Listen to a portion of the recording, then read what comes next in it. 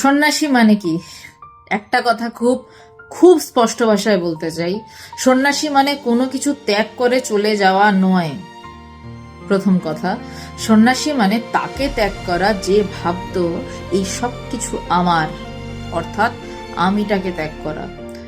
শাস্ত্রর কথা অনুসারে যদি যাই, সন্ন্যাস মানে সম্যক রূপে অজ্ঞান নাশ, টোটালি আমার কর্তা ভাবের নাশ হওয়ার নাম সন্ন্যাস।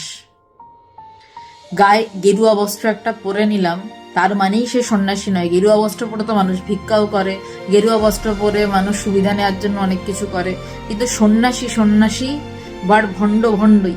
সন্ন্যাসী হচ্ছে সে যে নিজের ভিতরের কর্তা ভাবকে গুরুকৃপায় সমূলে তুলে ফেলে দিতে পেরেছে।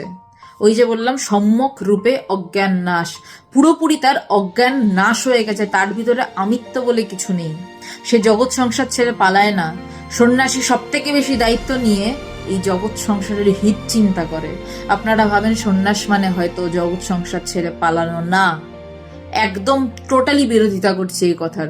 সন্ন্যাসীরা হচ্ছে তারা যারা নিজের পরিবারের কথা ছেড়ে এই জগতের চিন্তা করে, এই জগতের কিভাবে মঙ্গল হবে। আর এই সন্ন্যাস কিভাবে সম্ভব? সেটা সম্পূর্ণ গুরুর সংকল্পে, গুরু পরম্পরাগতভাবে। গুরু যখন দেখেন যে শিষ্য তৈরি সন্ন্যাসের জন্য, তখন গুরুই শিষ্যকে এগিয়ে দেন, যাও এবার তুমি সন্ন্যাসী হতে পারো। এবং শিষ্যের মধ্যেও সেই বৈরাগ্য অবশ্যই থাকলে তবেই সে সবকিছুকে যেটা নিজের বলে ভাবছিল, সেই আমিটাকে গুরু কৃপায় সে সরিয়ে দিতে পারবে।